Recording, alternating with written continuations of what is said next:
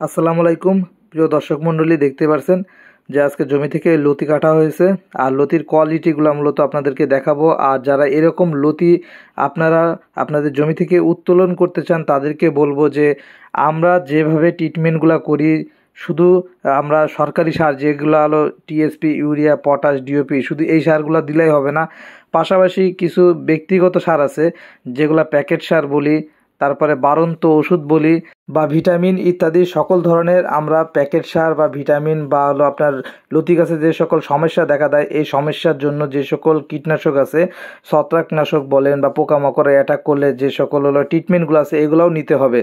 কারণ আপনার গাছ যদি সুস্থ থাকে আর মাটি যদি উর্বর থাকে আর জাতটা যদি ভালো থাকে, তাহলে আপনি সেখান থেকে ভালো ফলন অবশ্যই পাবেন। এজন্য সবাইকে আমি সবসময় একটা কথাই বলে রাখি যে সবসময় আপনারা সঠিক চাষির কাছ থেকে পরামর্শ নেবেন এবং সঠিক জাতটা সংগ্রহ করবেন, এবং সঠিক জাত সংগ্রহ করে আপনারা সঠিক চাষির পরামর্শ নিয়ে যখন আপনারা জমিতে লতি কচুটা চাষ করবেন, তাহলে সেখান থেকে অবশ্যই আপনারা ভালো রেজাল্ট পাবেন। বাদবাকি আল্লাহ তাআলার ইচ্ছা।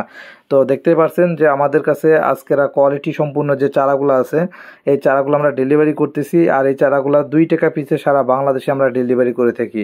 তো যদি আপনারা কেউ নিতে আগ্রহী থাকেন, তাহলে আমাদের ভিডিওর উপরে দেওয়া নাম্বারে যোগাযোগ করবেন। এবং যারা অলরেডি চারা নিয়েছেন বিভিন্ন জায়গা থেকে কিন্তু সঠিক পরামর্শ পাচ্ছেন না, গাইডলাইন পাচ্ছে না, তার জন্য আমার এই হোয়াটসঅ্যাপে আপনারা আপনার জমির ভিডিও পাঠাবেন। ভিডিও পাঠিয়ে আপনার জমির যে সমস্যাগুলো এই নিয়ে আমাকে অবশ্যই মেসেজ করবেন বা অডিও কল দেবেন।